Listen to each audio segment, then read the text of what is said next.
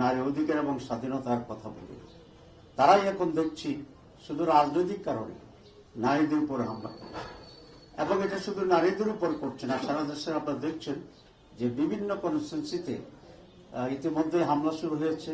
বক্তৃতায় জিব্বা কেটে দেওয়ার কথা বলা হচ্ছে, হাত নিয়ে যেতে পারবে না, জামাতকে ভোট দিলে, সেরকম কথা হচ্ছে। আপনাদের রেডিও টেলিভিশন থেকেই আমরা এগুলো শুনতে পাচ্ছি।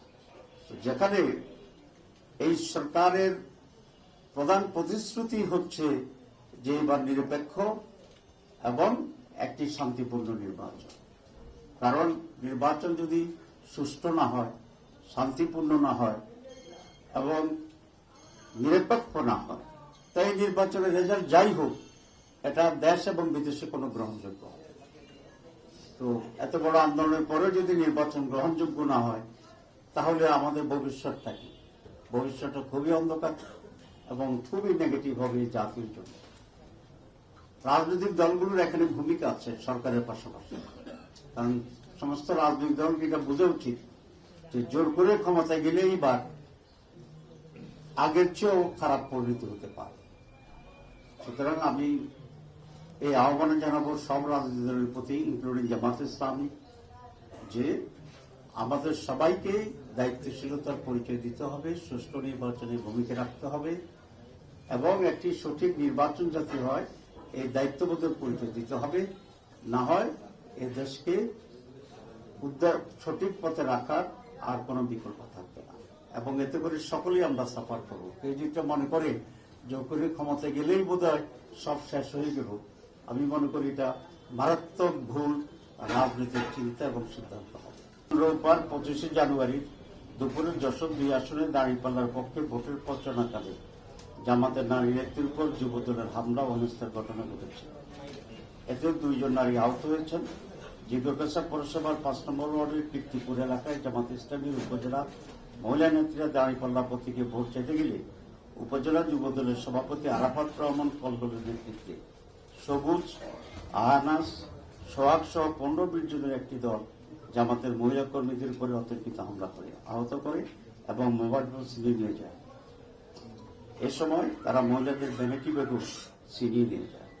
চুয়াডাঙ্গায় 25শে জানুয়ারি রোববার বেলা 3:30টার দিকে জামাতের দাঁড়িপাল্লা প্রতীকের প্রার্থী অ্যাডভোকেট মাসুদ পারভেজ রাসেলের পক্ষে জামাত ইসলামী ও তার অঙ্গ সংগঠনের নারী নেতাকর্মীরা বাড়ি বাড়ি গিয়ে ভোট চাচ্ছিলেন।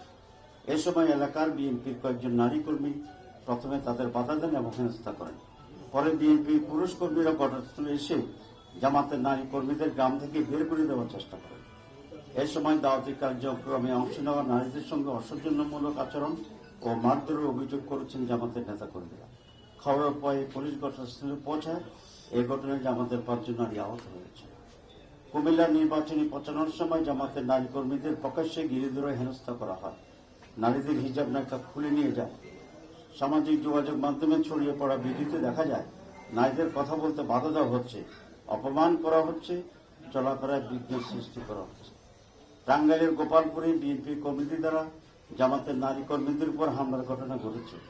নারীদের প্রচারণার কার্যক্রমে বাধা দেওয়া হয় এবং শারীরিকভাবে লাঞ্ছিত করা হয়। লালমনিরহাটে জামাতের নারী কর্মীদের হিজাব নিয়ে টানাহেঁচড়া করে এবং হিজাব খুলে নেয়। তারা বলে ভোট চেতনা এবং চুরির জন্য এসেছে নাকি জামাত কর্মীরা।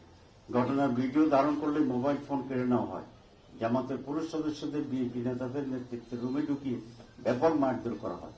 4টি মোটরসাইকেল ভাঙচুর করে, 1টি ল্যাপটপ ভাঙচুর করে। প্রশাসনের সামনে ঘটনা ঘটলেও প্রশাসন নীরব দর্শকের ভূমিকা। ভোলা লালমোহনে রমাগঞ্জ ইউনিয়নের 6 নম্বর ওয়ার্ডে জামাতের নারী কর্মীরা গণভোট ও সাংগঠনিক কার্যক্রমে অংশ নিতে ইউনুস পাটোয়ারির বাড়িতে যান। এ সময় স্থানীয় নবীর ছেলে রুবেল তাদের সঙ্গে অশালীন আচরণ ও গালিগালাজ করে। পেশিতে জানতে পারে এক নারী কর্মীর স্বামী ও রাজাত বাজার ব্যবসায়ী মোহাম্মদ জসিমউদ্দিন মুঠোফোনে রুবেলের সঙ্গে যোগাযোগ করলে তাকেও গালিগালাজ করে। পরে রুবেল জসিমউদ্দিনের ব্যবসা প্রতিষ্ঠানে গিয়ে তার উপর হামলা চালায়। সন্ধ্যার দিকে বিএনপির কয়েকজন নেতাকর্মী বাজার এলাকায় জড়ো হন। এক পর্যায়ে 10 দলীয় জোট কর্মীদেরও হামলা চালানো হয়। এতে বিজেপি, বাংলাদেশ ডেভেলপমেন্ট পার্টির অন্তত 15 জন নেতাকর্মী গুরুতর আহত। লালমোহন উপজেলা স্বাস্থ্য কমপ্লেক্সে তাদেরকে ভর্তি করা হয়। অপরদিকে ভোলার চরপেশনে পছন্দের প্রার্থীর বিপক্ষে নির্বাচনে প্রচারণা নামায় হাজরা বেগম নামে এক নারীকে মারধর করে গুরুতর আহত করেছেন স্থানীয় এক যুবদল নেতা শাহাবুদ্দিন। এই সময় তাকে রক্ষা করতে গিয়ে এলে ওই নারীর 9 মাসের অন্তঃসত্ত্বা মেয়েকেও নির্মমভাবে মারধর ও পেটে লাথি মারা হয়। এক পর্যায়ে শাহাবুদ্দিন ওই নারীর কান ছেড়ে স্বর্ণালঙ্কা নিয়ে যান এবং কাঠ দিয়ে মাথায় আঘাত করলে তিনি ঘটনাস্থলে অজ্ঞান হয়ে পড়েন। পরে চিকিৎসক তার মাথায় 6টি সেলাই ও ছেড়ে যাওয়া কানে 2টি সেলাই দেন।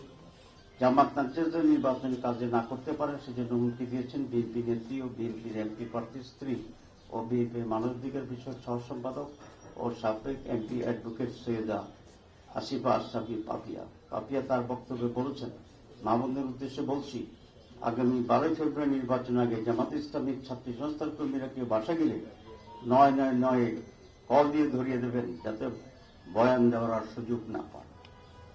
মেহেরপুর গহরপুর গ্রামে জামাতের নারী কর্মীদের হেনস্থার প্রতিবাদ করায় 3 জনকে মারধর করা হয়। ভোট চাইতে গেলে স্থানীয় বিএনপি নেতা হায়দারের নেতৃত্বে এই হামলা ও মারধর করা হয়। এর আগেও তারা একবার নির্বাচনের কাজে বাধা দিয়েছিল। কেরানীগঞ্জে বিএনপি কর্মীদের হাতে জামাতের নারী কর্মীরা মারধরের শিকার হয়েছেন। জামাতের এমপি প্রার্থীর পক্ষে নারী কর্মীরা বাড়ি গিয়ে নির্বাচনী প্রচারপত্র বিলি করেছিলেন। তখন আরেক নারী কর্মী মুঠোফোনের দৃশ্য ধারণ করেছিলেন। ঠিক সেই সময় বিএনপির কিছু নেতাকর্মী ভিডিও ধারণাকারী মুঠোফোন কেড়ে নেওয়ার চেষ্টা করেন। তখন অন্য নারী কর্মীরা বাধা দিলে তাদের ভ্যানিটি ব্যাগ ও ওড়না টেনে ছেড়ে ফেলা হয়। এক পর্যায়ে বিএনপি নেতাকর্মীরা জামাতের নারী কর্মীদের লাথি ও কিল ঘুষিয়ে দেন। এই ঘটনায় থানায় অভিযোগ করার পর ওসি সাহেব ব্যবস্থা নেওয়ার আশ্বাস দিয়েছিলেন, কিন্তু কিছুই করা হয়নি।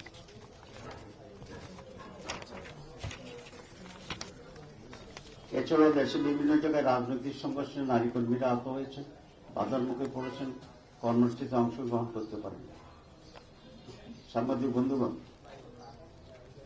এটি মাত্র কয়েকটি ঘটনা আমরা বিবৃত করলাম। সারা দেশে এরকম অসংখ্য ঘটনা ঘটছে এবং এটা যেহেতু স্পর্শকাতর বেশি বলে আমরা নারীদের ইস্যুটাকেই অগ্রাধিকার দিয়ে এখানে পেশ করছি।